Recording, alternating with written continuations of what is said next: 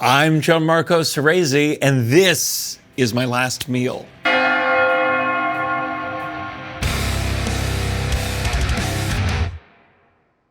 Every person has exactly two things in common. We all gotta eat and we're all gonna die. Today's guest is an actor, comedian, and podcast host who sold out theaters all across the globe, and he's coming to a town near you.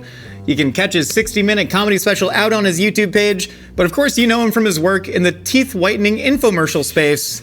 Gianmarco Soresi, welcome to the show. Hello. One of my first TV credits. Paid in teeth whitener, and I didn't use the product, so it was a lie. Full lie. Wow. It was like a 10-year contract, and I never heard about it. And then during COVID or post-COVID, everyone was getting their teeth looking good because they had been, scurried away for so long. And then it was everywhere. It was on CBS, and so I looked. I was like, please, can I renew this contract, get some money, or some more teeth whitening products, frankly. And couldn't get it. Well, we got some teeth whitening products here today. We got the Power Swabs whitening Wow. stick. We couldn't afford your full day rate of the 2-month plan, and so we figured we'd at least send you home with this. This is worth 3 years back in the day. Thank you so much. Anytime, man. Have you thought about your last meal before? Never with this complexity. I always thought of it like one dish, not 7. Yeah. And it was always McDonald's in my head. It wasn't like fancy. It was pure nostalgia based. That's my treat. How often do you think about death in general? A lot, a ton. I had terrible death anxiety growing up. You're one of those kids. I think it was first, Are You Afraid of the Dark? I don't know if we're a similar age. You know that show? No. That wasn't a question. Of course. What a great title. Are You Afraid of the Dark was like a show.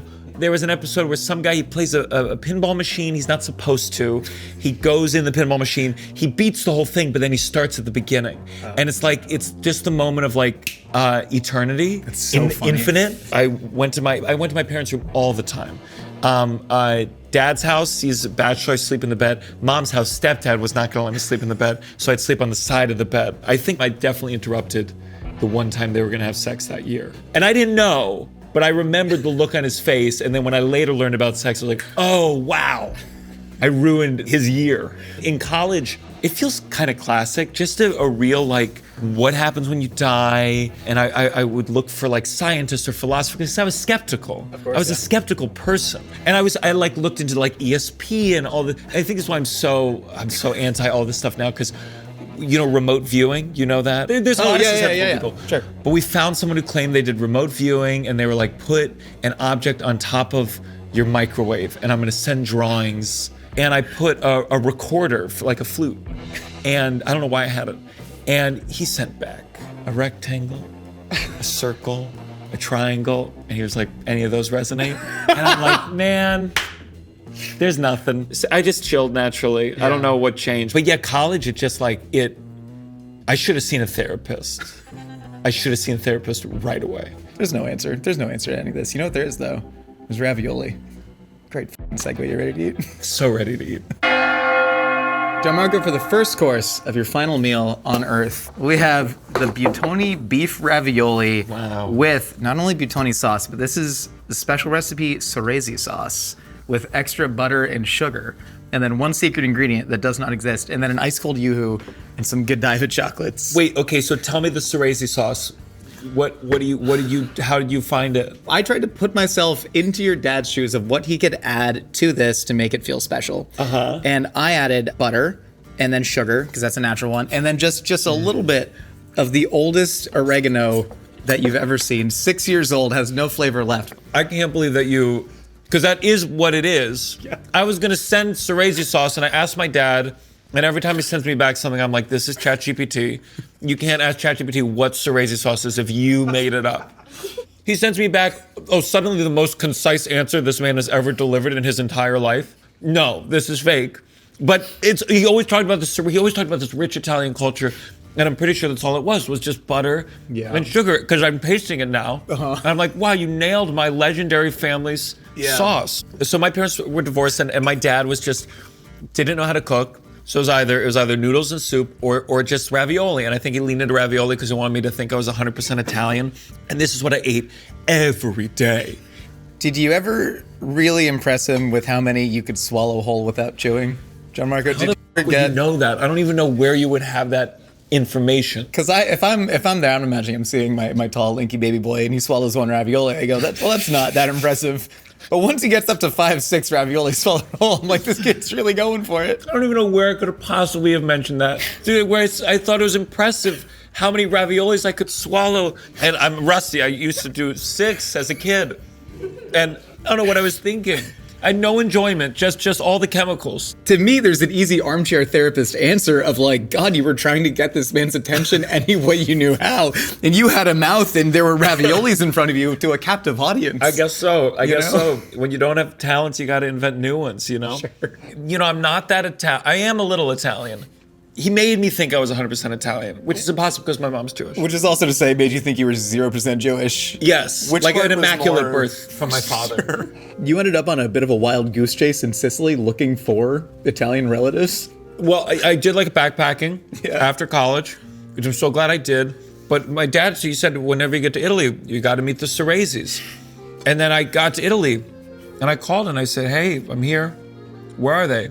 And he was like, I can't track him down. He Googled, this was before ChatGPT, so he was just Googling. He said, there's something called Soresi Villa. And I was like, but do we know them there? And he's like, I don't know. But during COVID, Niccolò Soresi reached out to me.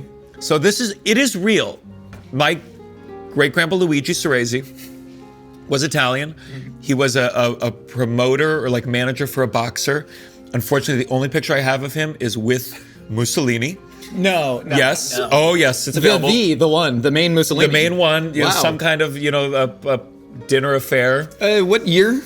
Before he did any of the bad stuff. Okay. Yeah. And Niccolò Soresi reached out to me, and I think he's like my cousin, twice removed or whatever. But there was a Soresi pasta. There was a Soresi pasta. That's a real thing. It was in magazines. There's a Soresi street, and it's around Sicily. So it is real. Yeah. I don't know what percentage I am. And my dad only cares about the father's side. It feels like a very dad thing to do is to get very into their family heritage for seemingly undiagnosable reasons. Mm-hmm. Do you, was that a later thing in life? Was that him trying to grasp at some sort of roots that he could hold on to? I think his father kind of abandoned the family. It was a tough family. Yeah. And so I think when you lack community, you look towards whatever culture has provided you. And there is this Italian, Hollywood-based culture that, I think my dad sees The Godfather and goes that's where I'm from. And he hated his father. I never met my dad's dad. He's like, okay, if I don't like this guy, can I go beyond it into some deeper sense of belonging? Yeah. And it's easier to deal with way back in the past with people you never met because you have no reason to hate them. Sure. Even if they did dinners with Mussolini. Where does the yoo-hoo come from? This was the jam back then. It's this is still I'm ooh, I remember. Did you grow up with that kind of consciousness about food that was good or bad for you? I know you said that a lot of your early stand-up was about moobs. Yeah, We grew up in the prime time for Moobage. I was not overweight, but I was chubby, and I just had a lot in my pecs. And we would do so many pool parties. I mean, I don't know why they would do this to kids going through puberty. But I would get out of the pool, and I'd be so self-conscious, I'd wear my towel up here. And the guys would go, that's how women wear towels. And I remember this kid, his name was Blake Marriott, part of the Marriott fortune. Oh. And he went up to me, and he went, boobie, boobie, boobie, boobie, boobie, boobie, boobie, boobie, like a boxer. But I never made the connection between food and my moves. I was so unathletic. Sure. I hated working out. I hated PE. I was self-conscious about my body, but I ate like garbage. I mean, just this. Well, sure, yeah. It's yoo-hoo and raviolis. When you were younger, you grew up with so many different step-parents, parents divorced since you could remember. Did you feel a sense of powerlessness? And did you find a single moment where you're like, oh, this is how I can bring power and control into my life, despite being among relative chaos? I think there was my dad's house, I had autonomy, probably too much. Yeah. And then my mom's house was this really strict place because my stepfather was very conservative. My mom went the opposite direction with her second husband. Maybe that'll work. there was this moment. It was my 14th or 15th birthday, and so we were at the beach at a beach house for the weekend. I couldn't reach my dad all day. I was having an anxiety attack. I thought like he had died. He's probably just cheating on someone. And he called me late, like 8 p.m. My mom and stepdad, we'd all played a board game. My mom everyone was drinking. It was getting ugly. My dad called we were going to get ice cream. My stepdad said, don't pick up that phone. And I was like, oh, can I stay behind? I don't need to get ice cream. I'd like to talk to my dad. And he said, get in the car, we're getting ice cream. First time anyone's ever said that as like a threat. Yeah, really. And we get in the car, my dad calls again, and then it goes to voicemail, leaves a beep, and my stepfather says, you can call him back, but I did not give you that phone to talk to that man. Now they listen. How old are you at this point? This is my birthday, so like I was just 14 or 15, something what a there. bad age to say to that child. And I'd never spoken up to this man. I mean, he was just very intimidating. I called my dad back, we talked for like a minute, and then we got to the ice cream place, he looked over and he went, and I hung up the phone. And I turned in my sister, it's her birthday too, in the back seat, 4 years younger. And I turned to my stepfather, I said, you're just mad because my dad f***ed your wife before you did.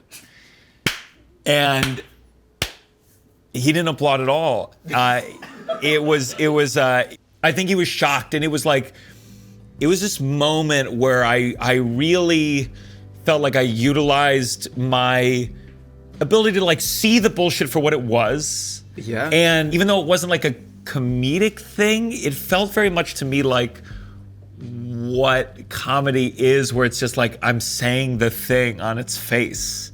Yeah. And he was shocked, and him and mom got a big fight. It wasn't a fun night, but I really felt like an adult. Like I felt like I finally said some of the things I was feeling about that relationship. You're saying the obvious thing, but with that very specific detail, which I think is one of the beautiful things about your comedy. Like when, you talk a lot about your dad cheating and your mom and various stepmoms, but it's like the specificity of these insane situations that you're in when you're a kid, like seeing him give candy to the new woman to then hand to you as if you're a dog. Yeah. I have those exact same memories. I had like a really, she's the mom of my half sister on my dad's side. I loved her. And I think it was just like after a number of women like just disappeared from my life because they would break up. Sure. And they would just vanish. That like, by the time my dad got another long relationship when I was like 13, 14, I mean, I was ice to her. I don't think I was mean per se, but I was just like, I'm not doing this charade anymore. You'll be gone by Christmas. There was one woman, she always came over, we played Monopoly. And I remember, I didn't know it at the time, but we went into the car. She said, hey, I got a promotion at work. I'm going to be too busy to come around much anymore. And I remember saying, can we still play Monopoly sometime? And she said, yeah, maybe. I never saw the woman Single again. tear falls down her cheek, yes. Never saw her again. Man. In the spirit of all that, can I offer you a random Godiva chocolate? Please. We did eat some of them, and this is quite an old box. We figured that is the only way that people were eating Godiva chocolates. It fits. Yep. So my dad, we get a Godiva, and that would be the dessert for lunch. He would put one Godiva in with the ravioli and the yoo-hoo, 2 helpings of chocolate, and they'd get old. And in 4th grade, I took a bite of one. Like, oh, it's like little like white little like paste things here. And then it started moving. And I was like, oh my God, we had kept this Godiva for so long and it was so unkempt. There was like little baby maggots in the chocolate, but this one's good. Gianmarco, for the second course of your final meal on Earth, we've entered the sushi and carrots course. Wow. Along with some hot sake as well. Can I pour you some hot sake? Please. I went to Japan this year. I did an Asia tour, but we did 2 weeks in Japan to start because it's been my dream. Hey, cheers. Kanpai. Kanpai. God, I love sake. That is really nice. Yeah. Warms you up. Japan's amazing. I've never been. I'd really like to go. Gotta go.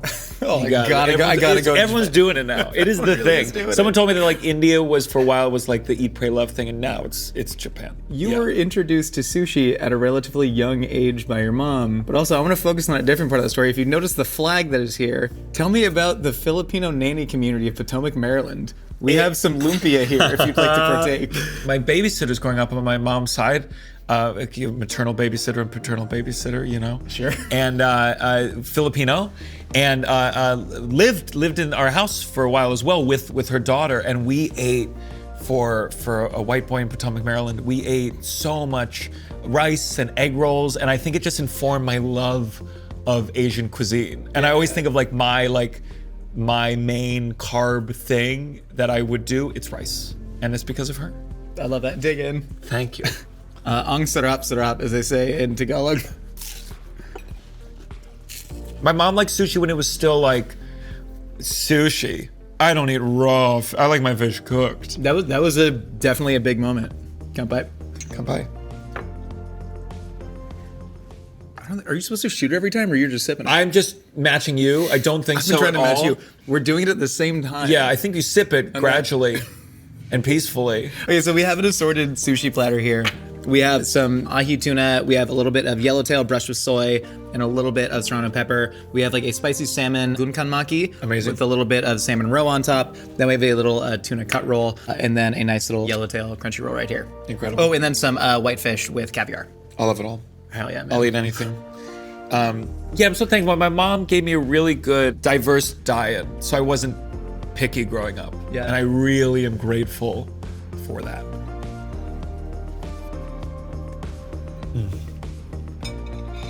Is there anything you won't eat?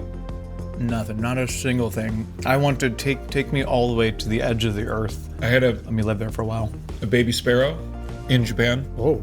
It's a place called Circus and Rice, or Rice and Circus, Circus and Rice, where the goal is clearly like pushing you. You could get a snake. They had a whole penis menu. Every animal's penis. Most dangerous penis of all. Man. I don't think that was there. Okay, fair. Your mom is Jewish, but more culturally Jewish, not actually practicing the religion. She did. We did Passover. We went to temple a couple of times. She made a great challah. But it's really my girlfriend now that's connected me more to my Judaism than my mom did. And she grew up in a Hasidic community, yeah? And she was in a Chabad community in New Orleans. A terrible place for the garbs. I mean, it's so hot. So it's just wet They the whole really time. believe in God. They really do. I think they probably really do, which is an interesting sort of dichotomy. I feel like I'm somebody who is almost plagued by skepticism, but I'm dying to believe. I hear same here, brother. Hey, where do we fall? What happens? Where do we go? There's got to be something. Drugs. Drugs? Yeah. Been there, get a little scared sometimes. A lot of psychosis runs in my family. I don't know if it's about God. I don't know. There's a thing with a lot I don't of think Jews. it's ever actually about God, though. I think Yeah, it's yeah, almost yeah. all about having something to do on not a Sunday, a Saturday, or Friday. You know what I mean? But as you get older, you go, oh, no phones Friday, sundown to Saturday. You go, oh, maybe we do need that. Yeah. The older I get, the more I go, yeah, I have trouble with the origin of all these traditions, but dear God, my older life's you no get, better. The more okay with conservatism you must be the first person that's ever happened to. You don't look at the you go, oh my God, if on Friday, if I had to go away for a whole 24-hour cycle and no one worked. That's the beauty of it. Yeah. It's not that you don't work, it's that we all agree Correct. no one's getting ahead in the race right now, and we're all gonna chill. That's what I like about it. You gonna bring it back? Bring back more Jews in showbiz? Yeah, I'm working We've on lost it. control of that, please, for the love of God. And change your name. Oh my God, that is terrible. You had an agent try and get you to change your name to something more Jewish at some point. Early manager said, we're gonna get you a meeting at ABC. This meeting never materialized, by the way. They're gonna hear your name, they're gonna expect Gianmarco Soresi to walk in, and Gianmarco Soresi is gonna walk in. I was like, please, I don't like this. I said, no, I would never have changed my name. I was like 23 when they brought this up. I was like, it's a crazy rebrand at this age. Well, my dad, again, this is my dad's bullshit. He told me it was Gianmarco. That's just because he liked to say it that way. And then in Italian, they go, no, it's Gianmarco. And I go, well, me. I'm 16. I didn't know how to say my name this whole time. Yeah, your dad sort of accidentally backed out of Italian in an effort to be more Italian. My mom's original last name was Rothkrug, which is no better. I mean, there's many families who still have that. It's a hideous name. There's sometimes where I want to believe in cultural relativism. Like I don't know if French is actually the most beautiful language or if we've just seen a couple of romantic depictions of French films. Sure. I think Yiddish is the least. It's got to be the least romantic language, though, right? There's a real lack of aesthetic beauty in it. But there's so much comedic schlep. There's a lot of schmuck. Yeah. There is that side of The it. shtick of it all. See, my mom was culturally Jewish, but I really do believe, like, as I got into comedy and I complained and I was negative, I was like, I do think this comes from Jewishness. And it's always hard to tell in your life what things you're just like globbing yourself onto a culture that exists. But I was like, there's something about the negativity. I once called my mom, and I swear the first thing she said, you know, I don't think I've ever felt joy. And I said, well, happy Mother's Day, nonetheless. And I do think like that is a thread where I would find myself talking to people who were raised more Jewish, and there was just a degree of, they never said to me, hey, look on the bright side. No. And I go, oh, well, that's part of it. I grew up in a big evangelical Christian area in southern Orange County, and they all had this loving paternal God that they could look to. And I had a very Christian girlfriend that had mean drunk parents, and she was like, when I think of Jesus up there loving me unconditionally, I feel hope for the first time. My only exposure to God was he's tremendously mean and he doesn't exist. See, I got a slightly more optimistic version. I asked my mom during my existential crisis, what do you think happens when you die? And she said, there's gotta be something better than this shit. In a way, that's hopeful. What's the deal with the carrots, man? I love carrots. My dad, we had a little garden, and we grew like, we're talking carrots like this tall. And I would chew on the stems. I like chewing on the stems. And then You sound like a Dust Bowl farmer's kid. You know? It was like gum. It was like early gum. And then when I got to college, I think I've always had oral fixations, Sure. right? Yeah. Used to, never was a thumb sucker, was a shirt sucker, disgusting. Ring of spit. It's nuts. Necklace sucker, not pens. I've swallowed the back of so many pens. So then later you go, well, this is not socially acceptable, but baby carrots are. So that became an oral fixation where I would just eat so many baby carrots. And from the garden, and then I like the juice, and it's just something I love. It's a healthy snack. It is. Well, I don't know why we don't have more healthy snacks in this country. It drives me nuts. But baby Subsidies. carrots are exactly. But baby carrots, where's big baby carrot? That should be a thing. I actually kind of agree with you. I think we need to fight fire with fire. There's a point where the Dole Corporation started using predatory marketing tactics using cartoon characters, but on carrots to get kids to buy carrots, and I was like, I'm all for it. So I used to eat a bag a day. Well, get this. My mom told me when I was younger, she was worried about me because my skin was turning a little bit orange. And it's because she was feeding me so much creamed carrots. And they say that babies, their pigmentation is susceptible at that age. Yep. So it's because of that. So I'm convinced there's something deep. When my girlfriend and we met during COVID, and she was a manager, and I was a comedian. It was a crazy time. I don't know if you remember. And like we hooked up, and then the next day I went over there to like be like, we shouldn't do this.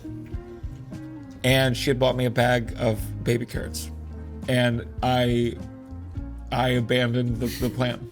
So they, if I can just run this back. So your girlfriend that you met during a very traumatic time, you went to break up with her, cut things off, but then she fed you the food that your mother used to feed you to show you her love.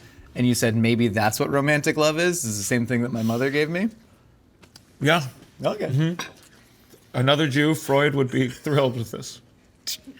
Cheers. To Sigmund Freud. To Sigmund Freud. That's You had a couple good points. Ready to go on to course number 3? Yeah, but let's cup this up. Gianmarco, for the third course of your final meal on Earth, we have spicy ramen with extra cilantro. Oh.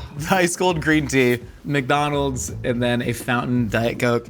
Where should we begin? So this is the spicy pork ramen. We actually got this from Daikokuya, which I think is probably the best ramen in Los Angeles. Incredible. And then we cooked the noodles fresh, and then we added our own extra cilantro garnish. Thank you. Which I imagine you're celebrating because you're away from your beloved. Yes. Well, for two reasons. Because you said pork broth as well, right? Yes. So this would be a no-go meal for my partner because she grew up kosher, so no pork, and she has the cilantro gene.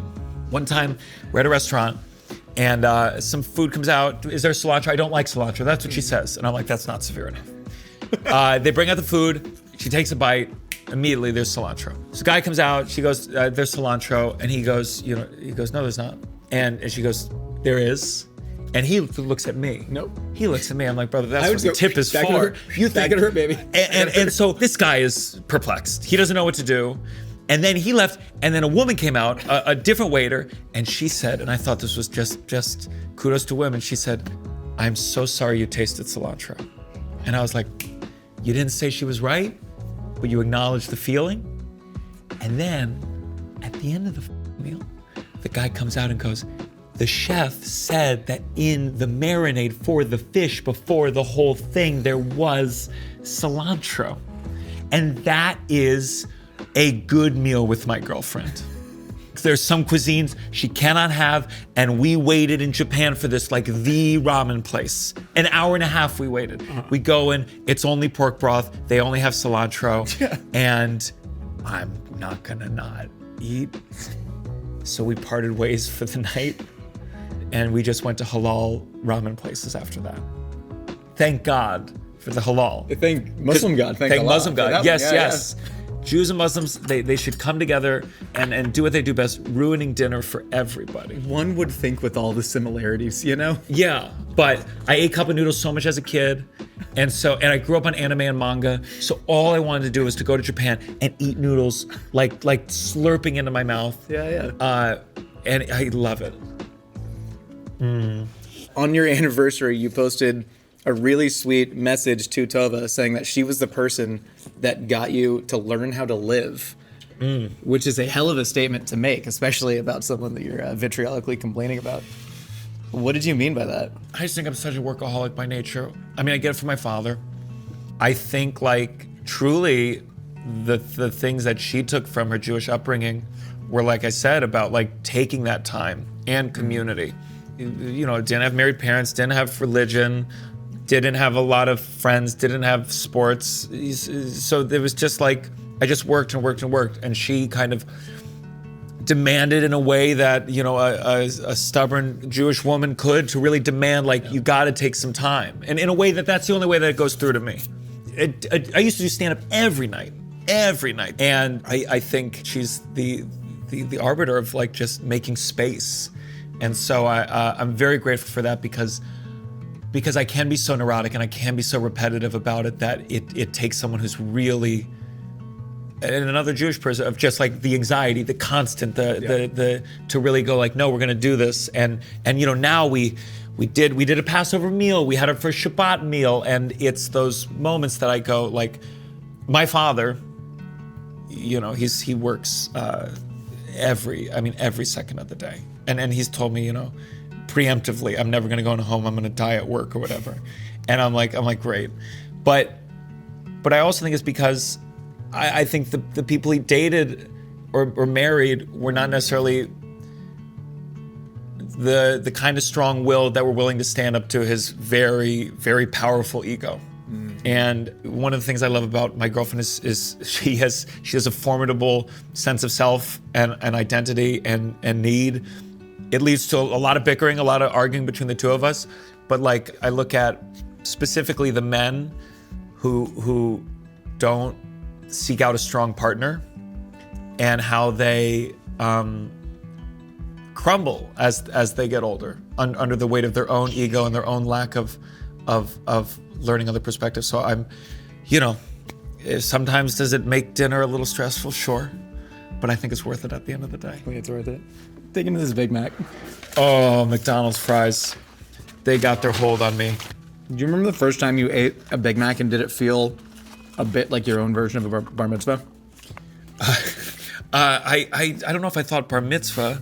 When do you remember your first? Yeah, it felt like a coming of age. It was like, my dad was like, we have enough disposable income now to where you don't have to order off the dollar menu. That's so good. Is this a tour meal for you? If you're on tour? No. No? I've had McDonald's once every 2 years. So this is the last one until until the last meal. I don't know if I have kids, I'm gonna have to read books about how to deal with food stuff. Because in my mind, I'm like, never McDonald's. This is, you shouldn't even, especially in your formative years, I don't want you to have this nostalgic attachment to this poison. Of course. Do you think that you're gonna have the ability to slow down your career, which I bet necessarily you would have to, especially in terms of touring, to be able to, say, have that type of family life? And does that scare you? Like, the energy that you... It scares the shit out of me. It scares the shit out of me to slow down touring. I know Jim Gaffigan. I messaged him and I was like, I was really looking for a father-son moment. I was like, hey, I'm thinking about having a kid. Just curious, like, what it's like to like have a real touring life with a kid. He just wrote back, well, you should have a kid. Good luck. And I was like, oh, I was hoping for this father-son thing. And then I was like, sure, he's got 6 kids. Yeah, he doesn't need this right now. Yeah. But one of his sons opens for him on the road.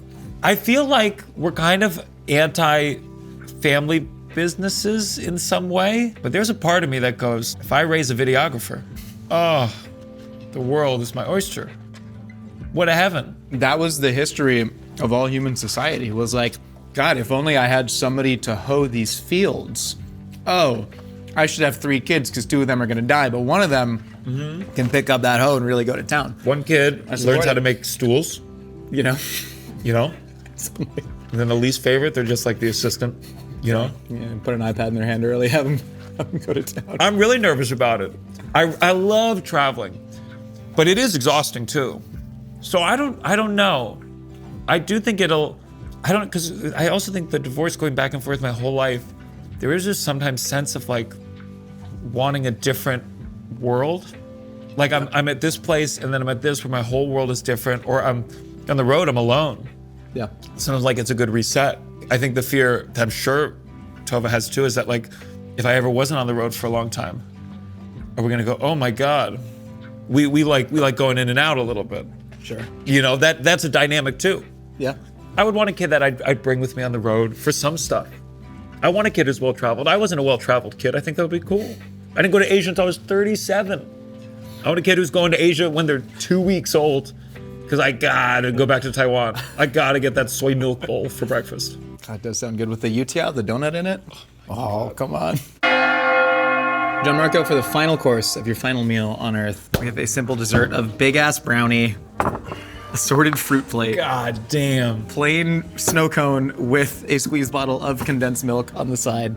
I can run you through most of the fruits here. Please do. So we have some fresh pomegranate, we have some longan, it's a cousin to the lychee. We have some fresh donut peaches, we have kiwano melon. So these are strawberries, but they're Harry's berries, they're the best strawberries in the world, grown in Oxnard, California. We have some big moon grapes. We have, this is called a cotton candy mango. This is an Alphonse mango. Cotton candy mango? Try that, is that the cotton candy? I think it's cotton candy mango. Losing track here. Oh, this is really cool. It's called a melon apple. And then we got some classic pineapple and yellow watermelon. Fresh mangosteen here. Did you know the thing about this? No. So the number of petals reflects the number of pods in the thing. I had no idea. Yeah. I've never mangosteen before, which is crazy. I was in Indonesia. This is where I got my first in Jakarta. And they're so sweet. And I just love fruit. And I think about all these fruits that we don't get in America. And you got them here today. So I'm thrilled. Mango, that's amazing. What, do you have any like formative fruit experiences in your life, or you just enjoy nature's bounty? And I just think we need more fruit as a society, as snacks, as gifts. Enough, a cookie, candy, that's every gift. Cotton candy mango, that's a gift. Because it is special. This is God. Gianmarco, this is God. For all of human history, we called this the work of God until now. And we go, oh, maybe it's the universe. Maybe the signs we're getting from the universe is God. I think the Big Mac is first and foremost God. I don't know that that's God. These are all of his angels. I want to go back to your idea of skepticism and sort of calling bullshit on people with otherwise great beliefs. How much do you know about Elizabeth Kubler-Ross and the medium J. Barrett? Oh, I know so much about Elizabeth Kubler-Ross because these were the kind of people that I looked up to for a hot second.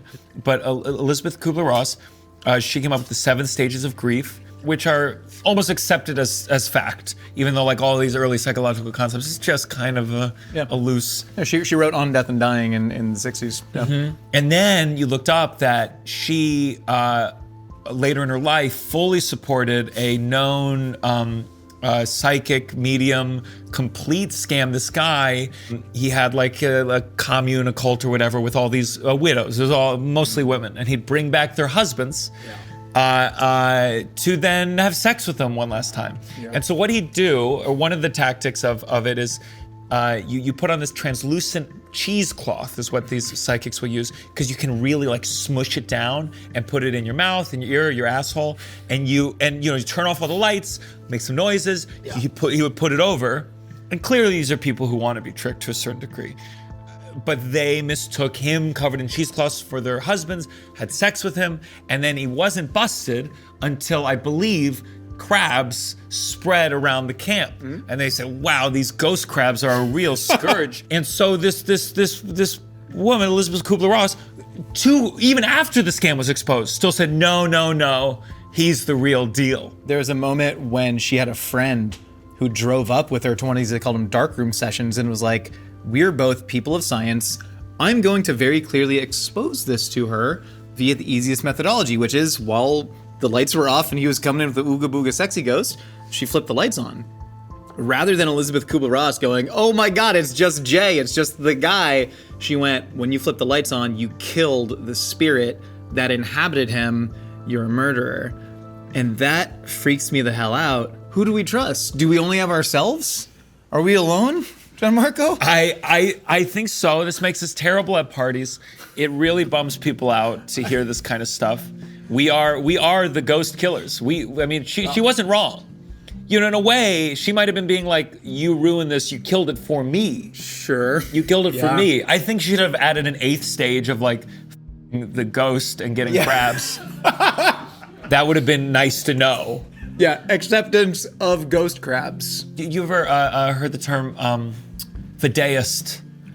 I believe in God because it feels good to do so.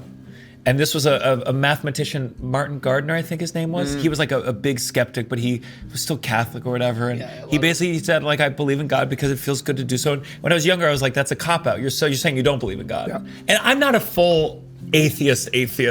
I've always liked panpsychism. Do you know panpsychism? The idea that consciousness is an inherent element of like all things, because I do think it emerging out of dead matter is also hard to fully believe. Yeah. That's the only thing I hold on to.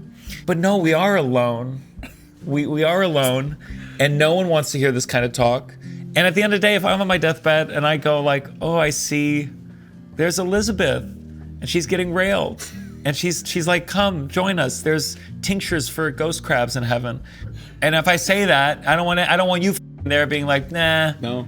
Let me turn on the lights. I'm gonna say no. Let me go. And I promise you I would never do that to you. My good friend Russell, he had a friend who worked at like a retirement community.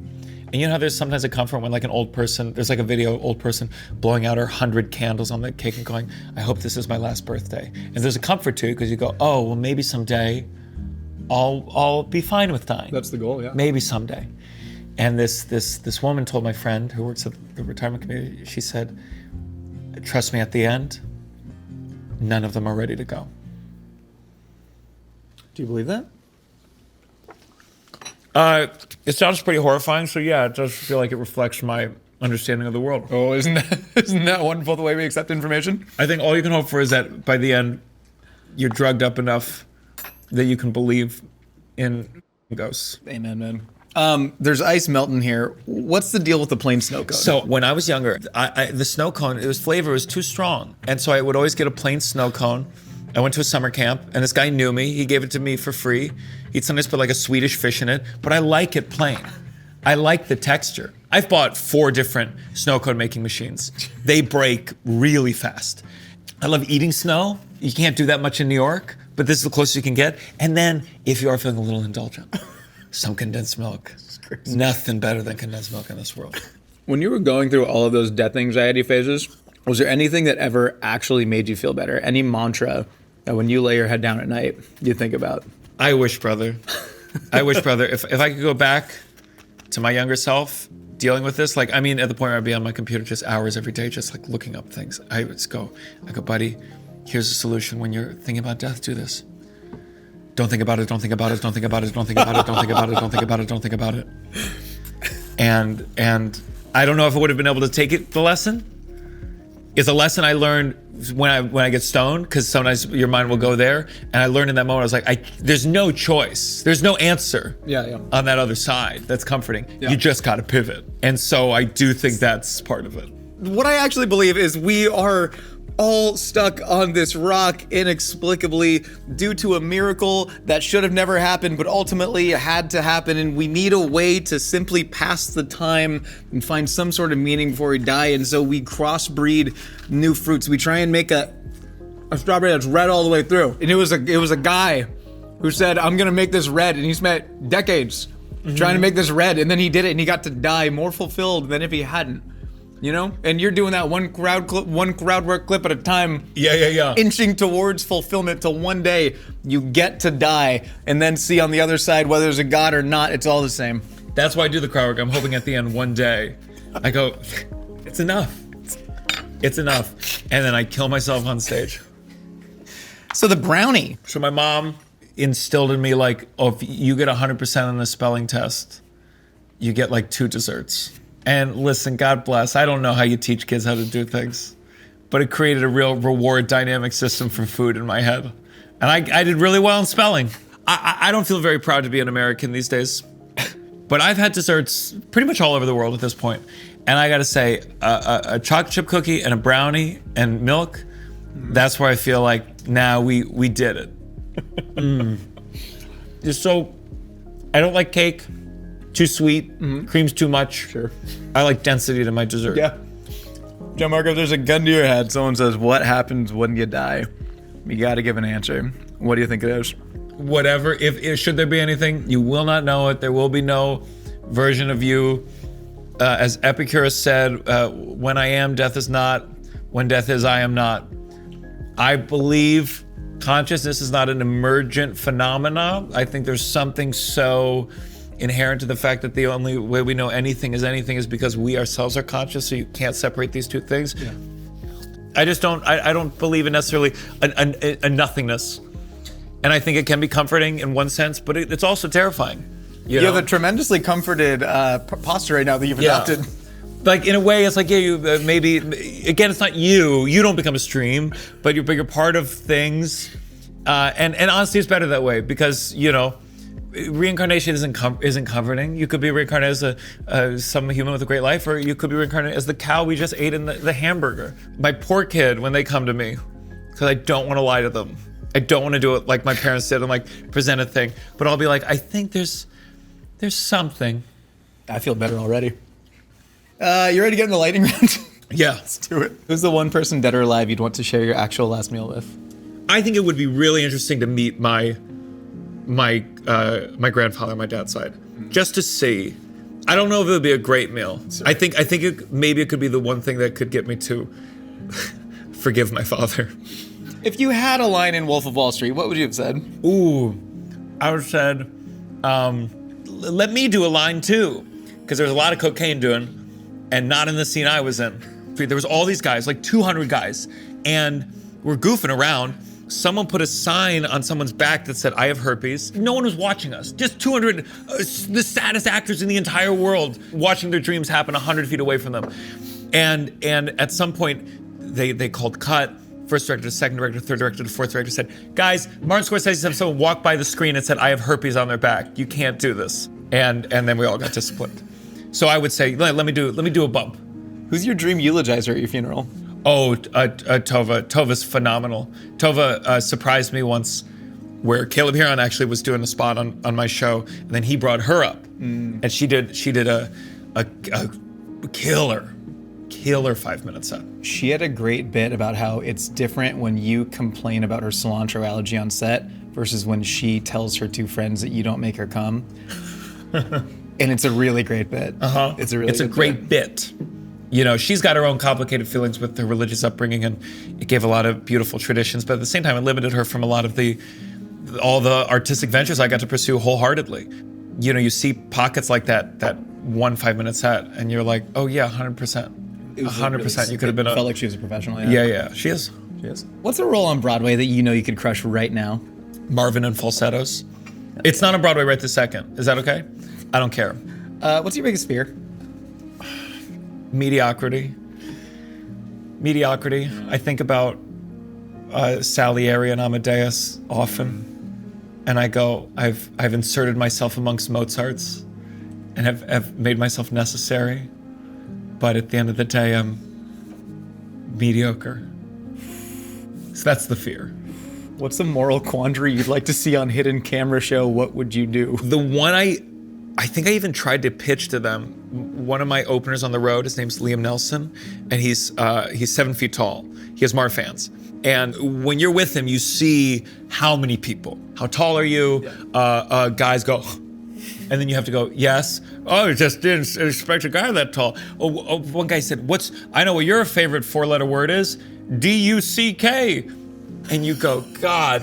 How old is that? 110-year-old man? It was a cigar bar. Yeah, he was old. He died right after, and Good. Yeah, good. We said good. We said D-E-A-D. And I really want something about like, when would someone step in because they saw so many people like bothering him? Because it's so much. Yeah. So that's the what would you do is like, what would you do if you saw a tall man getting annoyed? I can see why they didn't take haven't done it yet. Finally, Gianmarco, are you happy? Yeah. I'm tired and my body hurts. I feel overstretched, but I am happy. Yeah. I'm very happy that we got to share this meal together, despite the tiredness and the overstretchedness. This is like truly a joy. I've been a fan for such a long time, and I really appreciate your perspective. Thank you. If you want to deliver your last words to that camera right there.